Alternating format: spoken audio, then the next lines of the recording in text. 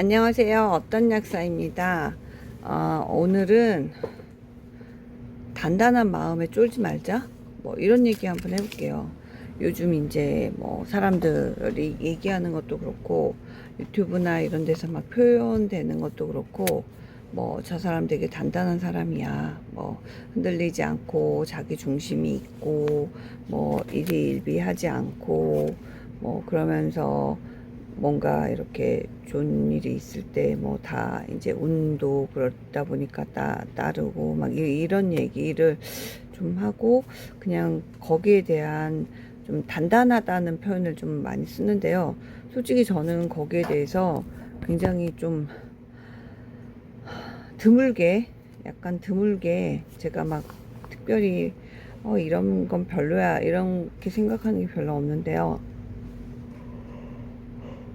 그 표현에 대해서는 약간 좀 거부감? 아니면은 좀 아쉬움? 이런 게 있습니다. 네.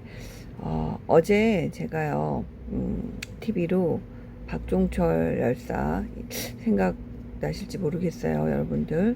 우리나라 민주화에 있어서 가장, 중요한 역할을 하셨던 분이죠. 그분의 희생으로 인해서 그 이후에 많은 것들이 달라지고, 그리고 무엇보다 우리나라가 진정한 민주주의로 가기 위한 그 모든 일들이 이제 벌어질 수 있는 그런 단초가 되셨어요. 정말 근데 이제 어제 그 사건에 대해서 이제 스모킹 건이라는 프로그램으로 관련자분들이 이제 나와서 정말 말씀을 하시는데 우리가 그냥 이렇게 단단하다 막 이렇게 얘기를 하는 게요. 사실은 그냥 뭐라고 해야 되나 좀 조금 이렇게 결이 안 맞을 수도 있는데요. 제가 생각하는 진짜 단단함은 정말 옳은 걸 위해서 이렇게 자기의 신념을 굽히지 않을 수 있을 정도. 네, 거기에 보면은 이제 그 박종철 열사가 사망을 하고 그 공안실에서 이제 가장 가까웠던 그때 당시 중대 용산병원이었어요. 거기에 있던 그 내과 의사, 젊디 젊은 내과 의사분이 오셔가지고 이제 그 박종철 열사가 이제 있는 상황을 보고 이제 거기서부터 이제 얘기를 써나가는 거예요. 그래서 거기서는 그냥 사망 진단서를 써달라 그랬는데 그분이 시체 검안서라고 썼어요. 왜냐하면 내가 이 사람이 사망하는 걸 본 게 아니고 이미 죽어 있는 시체가 아니고 사체 검안서를 쓴 거예요. 그러면서 이 사람이 있을 때 바닥에 물이 흥건했고 그 다음에 수포음이 들렸다 이런 식으로 계속해서 자기가 본 사실을 이야기를 하되 의사의 양심에 맞게 이야기를 계속하되 자기가 판단하지는 않았어요. 그렇지만 이제 그런 걸 보고 기자들이 자기 사무실에 그 진료실에 두 명 딱 앉아서 마주보고 그 환자들하고 이야기하면 정말 이렇게 꽉 차는 그런 진료실에 기자들이 30명이 몰려 들어가지고 하고 이제 그 얘기와 동시에 기사들이 쏟아져 나오기 시작했어요. 그리고 그때 이제 그 부검을 하게 된 그 내용 때문에 검찰로 넘어갔는데 그때 그 검사가 사체 검안서를 보자마자 부검하라 이렇게 지시가 떨어졌고 그 부검을 그 당시에 이제 서울대 병원에서 그 부검을 하시던 법의학과 교수님이 하시게 되었고 그분들이 옆에 분들하고 의논을 하고 그 뭐 가장 경찰 간부급이 있는 그쪽으로 가서 이제 심장 마비로 인한 쇼크사로 해달라 이렇게 이런 식으로 이제 했는데 의사의 양심에 따라서 이제 잘 했습니다. 그래서 덕분에 정확한 부검 결과가 나오게 되었고 그걸로 인해서 그러면 박종철은 물고문 당한 거 아니냐 그러면 이게 어떻게 된 건지 밝혀라 하면서 이제 그게 민주화 운동의 촉발이 되어서 정말로 정권이 이제 민주화가 물밀듯이, 제가 그때 중학교 2학년, 3학년이었던 것 같아요. 그랬는데 정말 아침에 학교를 가면 고가가 텅텅 비어 있었어요. 그리고 그 길을 퇴근을 한 직장인들이 다 이제 메우면서 매일매일 시위를 하는 거예요. 부산이었거든요. 제가 살던 곳이.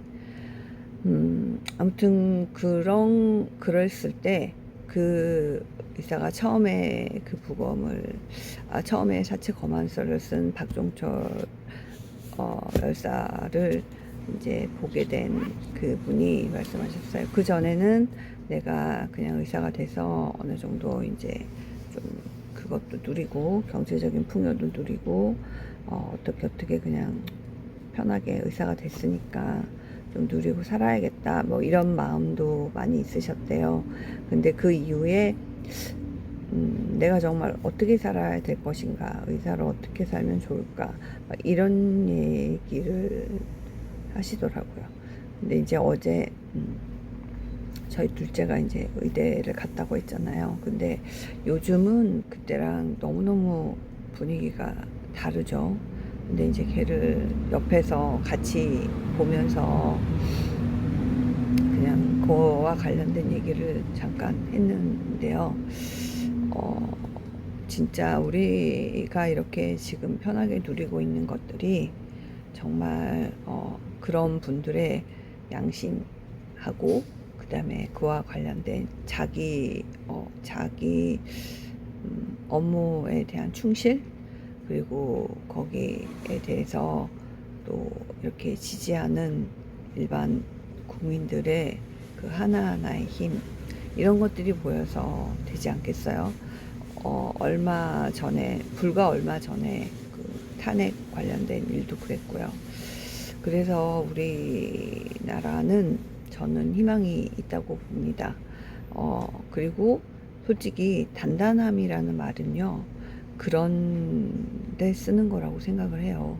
사람들과의 관계에서 뭐 단단하게 나를 지키고, 뭐 단단함을 유지하면서, 뭐 쉽게 말해서 뭐 이렇게 누군가 나를 건드려도 단단하게 뭘 하고, 솔직히 그런 거에는 단단함이란 말이 좀 어울리지는 않는 것 같아요.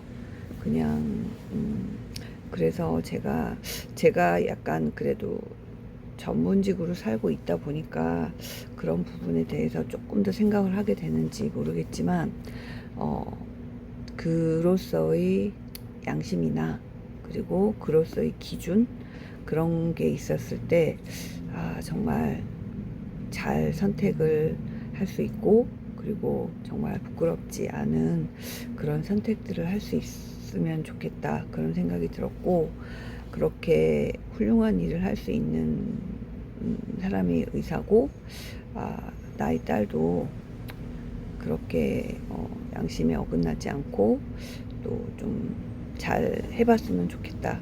근데 옛날에는 참 그런 게 참 고난의 길과 너무너무 쉽게 연결이 되었기 때문에 참 부모 입장에서 그렇게 하라라고 얘기를 할 수는 없는데요. 다행히 그때 이제 부검하셨던 선생님도 그렇고요.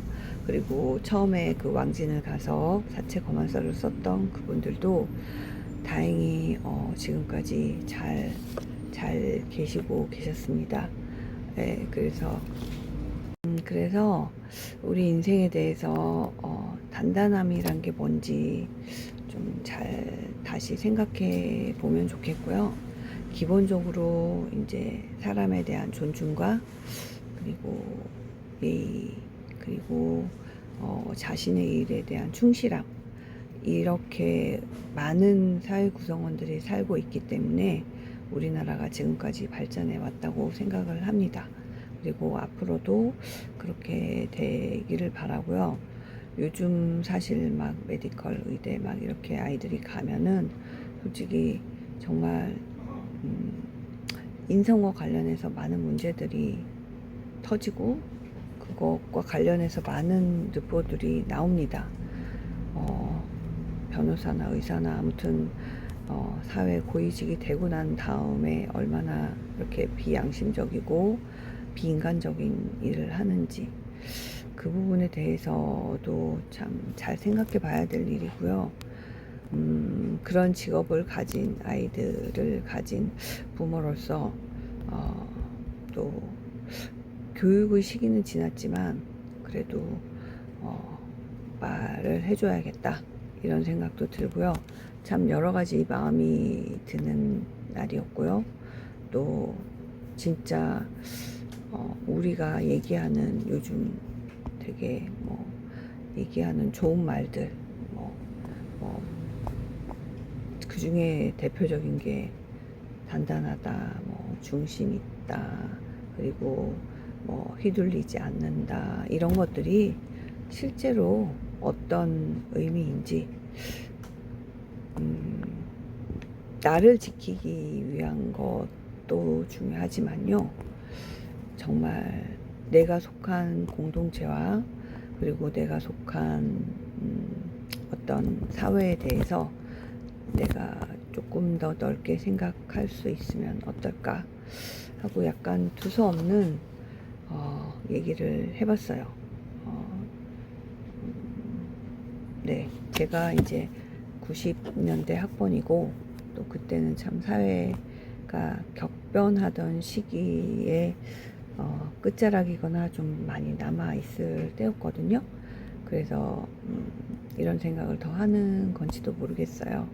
아무튼 어느 사회에 살고 있건 그 내가 지금 속한 곳이 어디고 그리고 내가 어떻게 해야 하는지 그리고 어떻게 하는 게 좋은지에 대해서 조금 더 이렇게 성찰해 보는 그런 하루가 되면 좋겠습니다. 네. 오늘도 여러분 하루 열심히 사시고요. 그리고 저도 오늘 충실히 잘 살겠습니다. 구독, 좋아요, 알림 설정은 사랑이고요. 오늘도 좋은 하루 되세요. 안녕. 저는 어떤 약사였습니다.